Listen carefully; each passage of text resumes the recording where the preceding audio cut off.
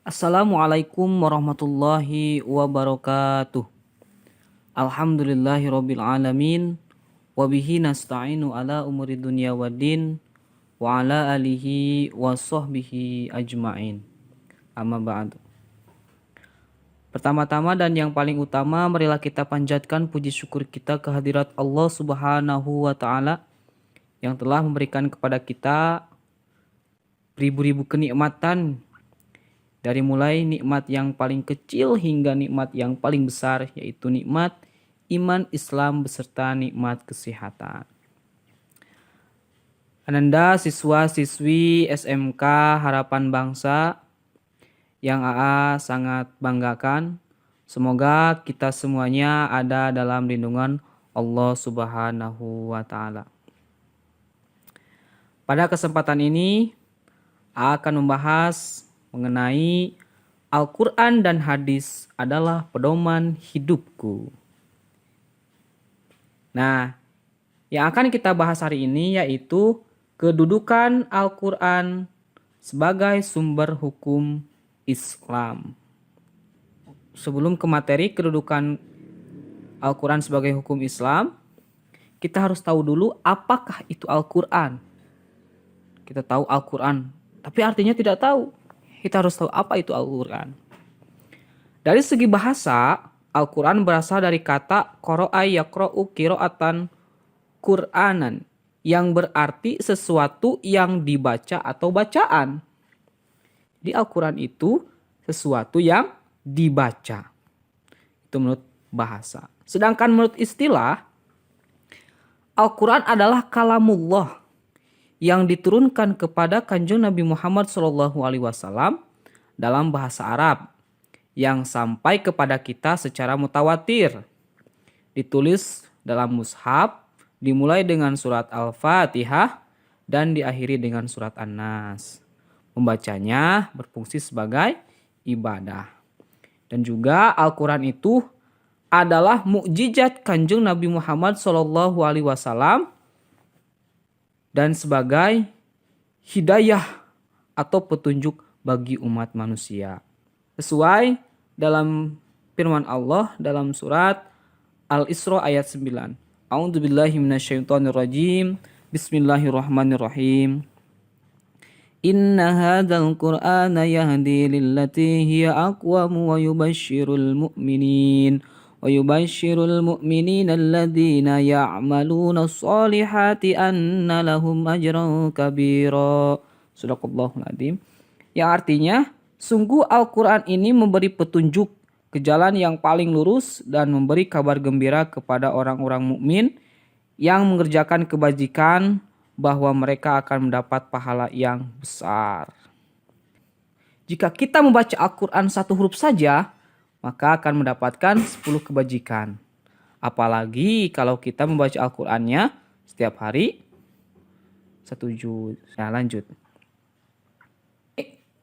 Selanjutnya yang akan kita bahas yaitu kedudukan Al-Quran sebagai sumber hukum Islam. Kita harus tahu dulu, sebagai sumber hukum Islam, Al-Quran memiliki kedudukan yang sangat tinggi dan yang paling utama, sehingga semua persoalan harus merujuk dan berpedoman kepada Al-Quran. Hal ini sesuai dengan firman Allah dalam surat An-Nisa ayat 59. A'udzubillahi minasyaitonirrajim. Bismillahirrahmanirrahim. Ya ayyuhalladzina amanu ati'ullaha wa ati'ur rasul wa ulil amri minkum فإن تنازعتم في شيء فردوه إلى الله والرسول إن كنتم تؤمنون بالله واليوم الآخر ذلك خير وأحسن تأويلا. Shadaqallahul adzim. Artinya, wahai orang-orang yang beriman, taatilah Allah dan taatilah Rasulnya. Dan ulil amri, maksud ulil amri di sini adalah pemegang kekuasaan, yaitu pemimpin atau pemerintah. Kemudian, jika kamu berbeda pendapat tentang sesuatu, maka kembalilah kepada Allah, yaitu Al-Quran, dan Rasulnya, yaitu sunnah atau hadis. Jika kamu beriman kepada Allah dan hari kemudian, Yang demikian itu lebih utama bagimu dan lebih baik akibatnya. Quran surat An-Nisa ayat 59. Maksudnya adalah, maksud dari ayat tersebut, kita itu harus patuh tunduk kepada Allah beserta Rasulnya. Dan juga harus tunduk patuh kepada pemerintah, kepada pemimpin, kepada para pejabat. Karena mereka itu adalah pemimpin kita. Pertanyaan di sini, pemimpin yang bagaimana yang harus kita hormati? Pemimpin yang bagaimana yang harus kita patuhi? Pemimpin yang bagaimana yang harus kita taati perintahnya? Yaitu pemimpin pemerintah yang senantiasa beriman kepada Allah, menaati Rasulnya. Jadi pemimpin yang harus kita taati perintahnya itu yaitu pemimpin yang tunduk patuh kepada Allah dan Rasulnya. Jika seandainya pemimpin tersebut dolim, maka kita sebagai rakyat tidak wajib untuk mematuhi perintahnya. Lanjutkan. Kemudian kandungan hukum dalam Al-Quran. Ada 3 kandungan hukum dalam Al-Quran. Yang pertama akidah atau keimanan. Akidah atau keimanan adalah keyakinan yang tertancap kuat di dalam hati. Akidah terkait dengan keimanan terhadap hal-hal yang gaib, yang terangkum dalam rukun iman, yaitu iman kepada Allah, kepada malaikat, kitab suci, para rasul, dan hari kiamat, serta qada dan qadar. Kita harus tahu dulu apa itu iman. Iman itu atas dikun bil qalbi, percaya dengan hati, sepenuh hati percayanya bahwa saya beriman kepada Allah Subhanahu wa taala dan Rasulnya. Kemudian wa qaulun bilisani, mengucapkan dengan perkataan. Tidak cukup saja dengan beriman dalam hati atas dikun, meyakini dalam hati, tapi kita harus juga mengucapkan dalam lisan. Ya. Kemudian wa af'alun bil arkan, melakukan dengan perbuatan. Contohnya sholat, puasa, zakat. Kalau mampu ibadah haji. Melakukan dengan perbuatan. Segala amal ibadah kita lakukan. Percuma saja kita beriman, yakin saja dalam hati, tetapi tidak melakukan ibadah. Maka imannya tersebut mardud. Kenapa imannya itu mardud? Apa mardud itu? Ditolak sama Allah. Imannya tidak sah. Dikategorikan orang beriman apabila yakin dalam hatinya ada keimanan, mengucapkan dengan lisan, dan melakukan dengan perbuatan. Kemudian yang kedua, syariah atau ibadah. Hukum ini mengatur tentang tata cara ibadah baik yang berhubungan dengan Allah, yaitu disebut dengan ibadah mahdhah, maupun yang berhubungan dengan sesama makhluknya, yang disebut dengan ibadah ghairu mahdhah. Ibadah mahdhah yang bagaimana? Ibadah mahdhah itu contohnya sholat, puasa, itu contohnya. Kalau ghairu mahdhah yang bagaimana? Contoh, sedekah. Itu ghairu mahdhah, sesama makhluk. Kalau sholat itu berhubungan dengan Allah, langsung berhubungan dengan Allah. Puasa berhubungan dengan Allah. Tapi kalau sedekah berhubungan dengan manusia. Ya. Dan juga ilmu yang mempelajari tentang tata cara ibadah dinamakan ilmu fikih. Ya, selanjutkan nomor 3. Akhlak atau budi pekerti. Selain berisi hukum-hukum tentang akidah dan ibadah, Al-Quran juga berisi hukum-hukum tentang akhlak. Al-Quran menuntun bagaimana seharusnya manusia berakhlak atau berperilaku, baik akhlak kepada Allah Subhanahu wa taala, kepada sesama manusia, dan akhlak terhadap makhluk Allah Subhanahu wa taala yang lain. Jadi maksudnya kita harus itu punya akhlak berbaik sangka kepada Allah. Contohnya husnudzon kepada Allah. Contoh, segala sesuatu yang Allah berikan kepada kita, kita harus menerimanya dengan penuh rasa sangat terima kasih kepada Allah. Dan jangan sampai kita merasa dalam diri kita itu merasa, kenapa ya kok Allah memberikan kepada kita sebenarnya.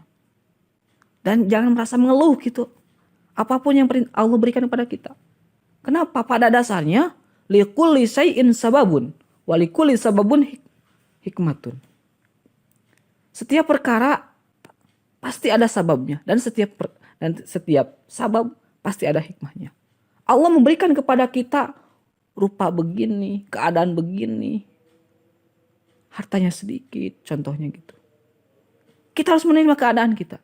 Kenapa? Karena Allah yang berikan kepada kita itulah yang terbaik. Mungkin jika Allah memberikan kepada kita ganteng, tampan, kaya, mungkin kalau kita keadaan demikian, kita itu tidak bersyukur kepada Allah. Gitu takutnya. Allah lebih tahu apa yang Allah berikan kepada kita. Kemudian, akhlak kepada sesama.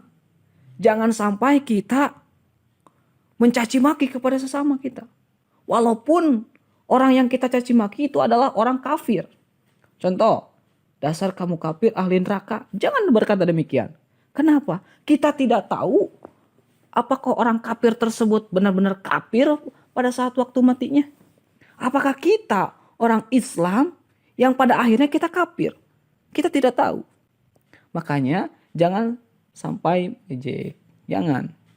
Karena tidak tahu kita akhir hayat kita bagaimana. Apakah kita iman Islam kepada Allah? Apakah kita itu kafir pada saat waktu matinya? Naudzubillahi min dzalik. Summa naudzubillahi min dzalik.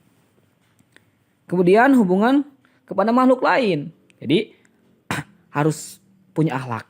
Harus berhusnudzon kepada Allah. Harus berhusnudzon kepada manusia. Dan harus mempunyai akhlak kepada kepada hewan, kepada makhluk lain. Jangan sampai akhlak kita disepelekan. Kenapa? Akhlak itu yang paling penting, melebihi dengan ilmu. Karena sesuai hadis Rasul, al-akhlaqu fawqal ilmi. Akhlak itu di atas ilmu. Walaupun ilmunya tinggi, walaupun pangkatnya tinggi, S1, S2, S3, abuya, pangkat abuya. Ilmunya tinggi, ilmunya banyak. Tapi tidak berakhlak, percuma. Lebih baik orang punya akhlak, ilmunya sedikit, daripada punya ilmu tinggi, akhlaknya tidak punya. Tapi alangkah lebih baik lagi kalau ilmunya banyak, akhlaknya juga bagus. Itu yang lebih baik. Ya. Untuk catatannya, biasakan setiap hari 1 juz. Kalau tidak mampu, kalau saya tidak mampu 1 hari 1 juz mah, oke lah gak apa-apa. 1 minggu 1 juz. Sama gak mampu juga 1 minggu 1 juz. Oke lah gak apa-apa. 1 bulan 1 juz lah. Gak mampu juga 1 tahun 1 juz. 1 tahun 1 juz. Saya emang gak mampu 1 juz 1 tahun. Astagfirullah. Kalau kamu tidak mampu 1 tahun 1 juz, lihat siapa saya itu. Tanya kepada diri sendiri, siapa saya itu. Tinggal kamu mikirnya ya. Oke, mungkin cukup sekian yang bisa sampaikan. Kurang lebihnya mohon dimaafkan. Akhirul kalam. Wabillahi taufiq wal hidayah.